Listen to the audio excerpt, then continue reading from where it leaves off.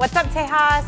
I'm here today with Erika Tovar, and she is the owner or founder, right? Yeah. Of Marblelous Cakes. So thank you for coming and joining us today in our office. Thank you for having me. It's my pleasure. Yeah, of course. And so we actually were connected with you through one of our former colleagues, and y'all went to school together. We did. And we're going to talk a little bit about how you got started with Marblelous Cakes. And first, I just want to know kind of like what led you to start this business. Really, I mean, as you mentioned, we met through one of my colleagues, one of my friends. We met at U of H. So we graduated back in 2019. So that was roughly 2 years ago. And I started working corporate, but there was something that was kind of missing for me. I needed to find like a hobby or something that I wanted to do. And I decided to start baking, and it's something that I fell in love with. I mean, you see on Facebook, Instagram, all these people that make these amazing pieces of art and just cakes, and I loved it, and I was like, you know what, I want to try it. And so that's how I started about 2 years ago, so right after college in June of 2019. I didn't officially start the business till October of 2019, so from then on it just kicked off. I mean, I got orders through word of mouth, Instagram, Facebook. People would find me, and then from there, I mean, it's been history. So have you always like had this love for baking, like since you were a little girl, or like maybe did you get this talent from a family member? No, so it was just more of I really enjoyed and I wanted to create what other people did, and so I really thought it was beautiful, and it's just I was inspired by a lot of cake artists and bakers, and I was like, I want to try that. Yeah. And so I did not start. I wasn't a protege, you know, when I was younger, but it was just something that I learned to love as, you know, the years grew by. Yeah. And so where do you get the most inspiration for your creations? I think a lot of it comes from different cake artists, the trends that are going on. So the cakes that I make are usually celebration cakes, birthday cakes. So I try and keep up with the trends that are currently in. And a lot of my inspiration comes from textures. I mean, it's just anything. You can give me a picture of colors, themes, and I take inspiration from that. Yeah, and do you see like a lot of your ideas coming from social media, like TikTok or Instagram? Oh, absolutely. You see a lot of those new trends, the TikTok videos, and you know, you want to create that. You want to put your own twist to it. So that's something that I do on a day-to-day, especially, I mean, if I have someone that comes to me and says, hey, can you create this? I tell them, no, I can't make you an exact copy, but I can create my own piece and put my own style into it. Yeah.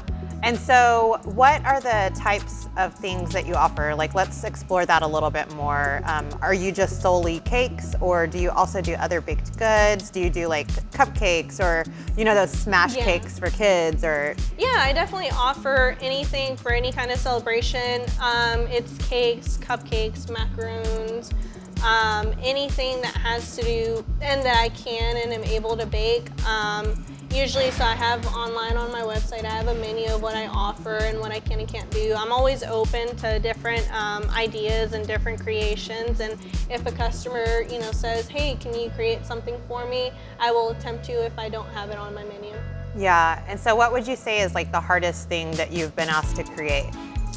Honestly, the hardest thing that I've been asked to create is anything with fondant. I don't typically work with fondant. It's not something that I specialize in, but I have attempted to, and so that's just modeled cakes, 3D modeled cakes with fondant is probably the hardest thing to do. Yeah, yeah. And what do you feel is like the trend right now as far as like the most cakes that you've gotten orders for? Like, I'm seeing a lot of edible flowers recently. Oh yeah, a lot of edible flowers, a lot of florals on cakes are being used.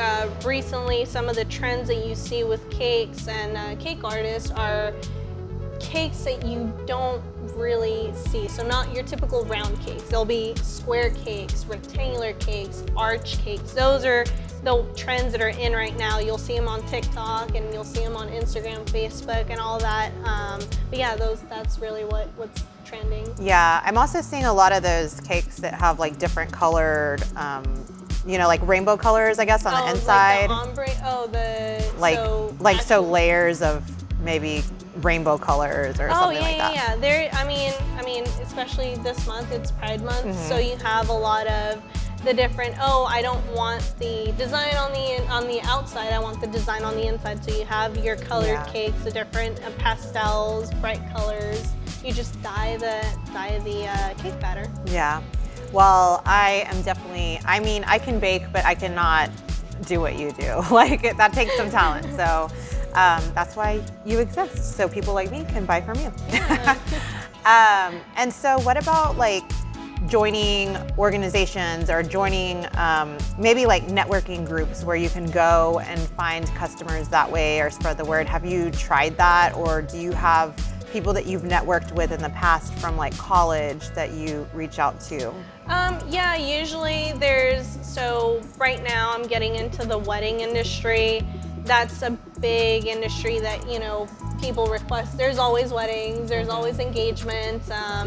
And so that's one of the things that my goal is, to really engage with those couples. So not typically organizations, but I'm currently in the works with two of the biggest bridal magazines here in Houston, Weddings in Houston and Brides of Houston. And so they kind of give me that network and that outreach that I need to be able to get from, my base clientele, which is birthdays, and smaller ones, to more of the weddings and the luxury events that they book for.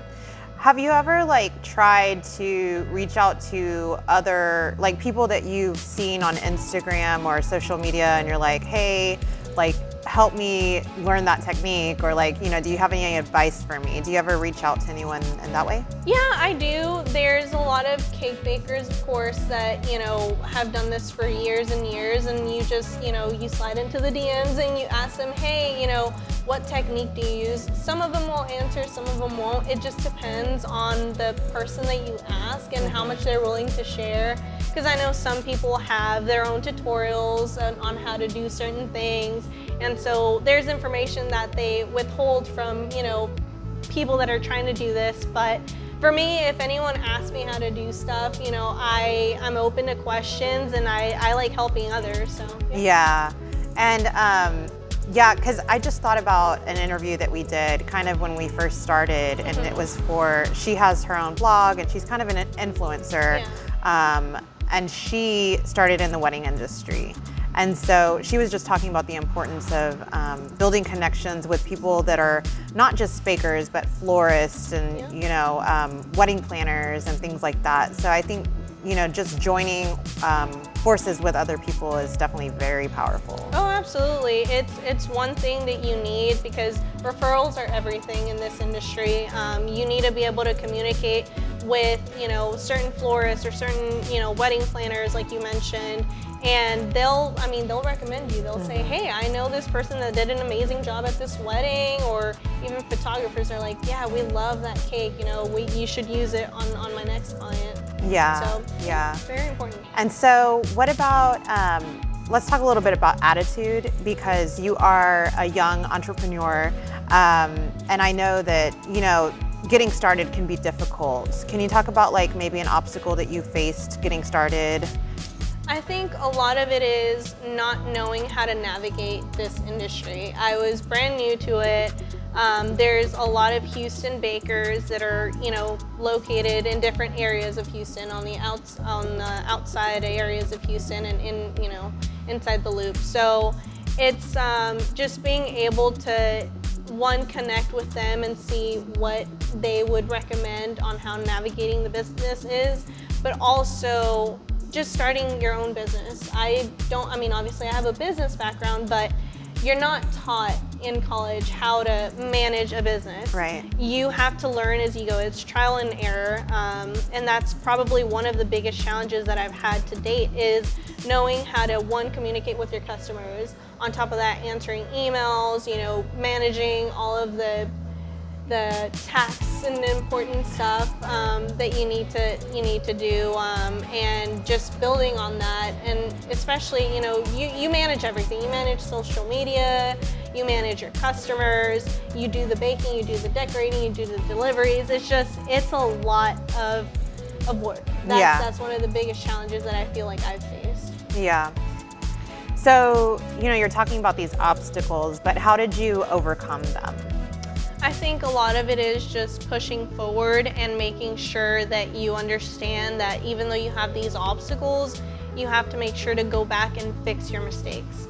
That's one of the biggest things and biggest takeaways that I've learned, that when things don't go right, you have to go back and see, okay, what could I have done better, and make those changes, and then go ahead and move forward.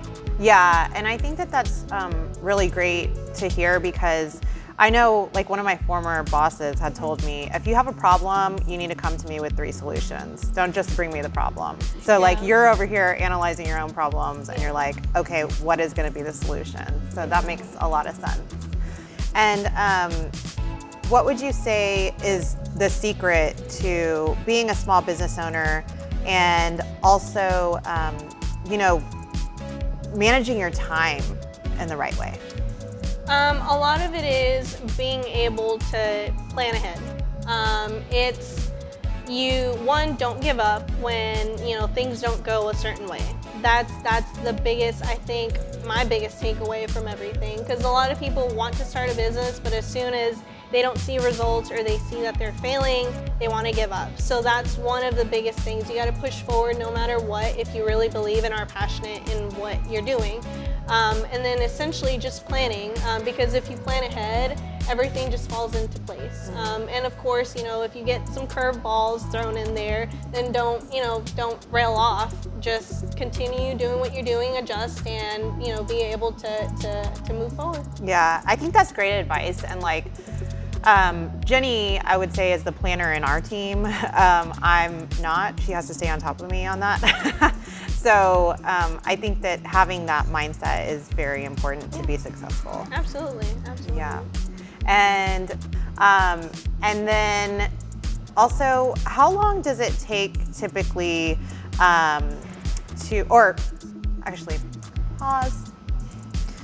So how long does a person have to order in advance in order to get their order from you? I'm guessing it depends on like how big the project is. It definitely depends on how large the order is and what the quantity is, but usually I ask 1 to 2 weeks in advance for orders, just because sometimes I'm booked for next weekend and someone reaches out, it's like, hey, can you do this? It's next week, and it just depends on my availability. So 1 to 2 weeks is preference. If you could do longer than that, then that'd be great. Yeah. And do you do like tastings? I do. Usually for larger events like weddings, quinceañeras, any kind of corporate event, yes, I do tastings for those. Cool. We're not having a tasting today. Thank God. I'm not going to fit into my pants. Okay, so on another note, we have the Texas Trio, and basically this is like the second part of the interview. Okay. And so what we do is we ask you to pick out 3 questions from this hat and then answer them. So go ahead and pick your first one and read it out loud. It says, what 2 presidents were born in Texas? Oh goodness. I have heard this question like 30 times and I can never remember the second name. I don't know. I don't know. I really don't know. Okay, well, I know one is Lyndon B. Johnson, and the other one is Eisenhower. Yes! Oh my God, that's what I was gonna guess. Yeah, no. Okay, yeah. Because Johnson Space Center, Johnson, everything. Johnson County. But how come there's no Eisenhower, yeah. Is there anything that's not, related to Texas history? Because I don't know anything. We will see. Okay, next question. What is your favorite song about Texas?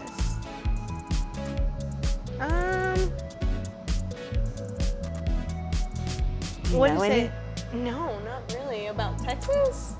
I mean, I guess George Strait, Amarillo. Yeah, that's a good one. Yeah, I like that song. I love that song.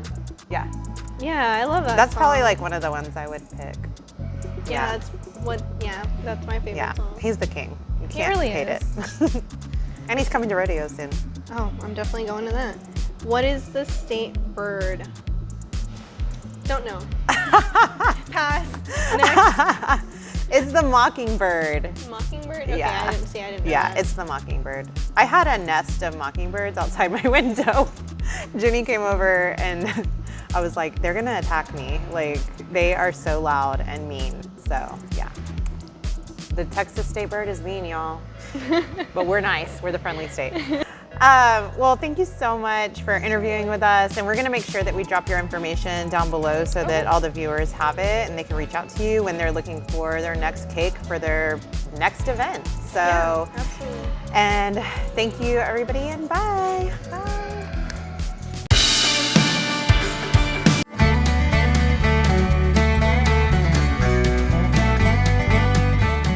What's up, Tejas? Today is National Fried Chicken Day, so I got my favorite fried chicken. It's from a place that's fast food that a lot of people make fun of me because I like it. Y'all probably they're recognize crazy. this already. I know. So Jenny and I usually we disagree on food because Yes. I have a very refined palate, No. and she doesn't. Yes. So, so we actually agree that this is the best fried chicken from a fast food place, and that's the only food thing that we agree on. Pretty much. And also Frontera wine. Like, Yes. it's only like $5 too for the big one. Anyway, we are not sponsored by Frontera. Not- but Frontera, not if you're yet. watching. But one of the things that Jenny and I were talking about before I got my chicken today was that there's like lots of different ways to fry your chicken. But you can bread your chicken with so many different things. Like I remember growing up, my mom used to bread it with cornflakes or crackers. That's weird. Don't knock it till you try it, Jenny. Look, this is why you don't have a refined palate, because you think things are weird and you won't try them. So anyway, I've also heard that people that are on like keto, let me know if I'm wrong, that they bread it with like pork skins, like fried pork skins, or we call them chicharrones. But yeah, so I've never tried that before, but it sounds delicious. Ooh, I bet you can bread them with like hot Cheetos too. Oh, that's just gross. No, it's not. I think I would totally try that. Maybe potato chips too. I think I've seen that before. But anyway, there are tons of things that you can bread your chicken with. So like if you are looking for a way to change up your fried chicken celebrations today, there you go. You're welcome. So I'm gonna go ahead and eat my chicken because I'm starving. So I hope that y'all have a great National Fried Chicken Day. Let us know in the comments where your favorite fried chicken is so I can go try it. Okay, bye.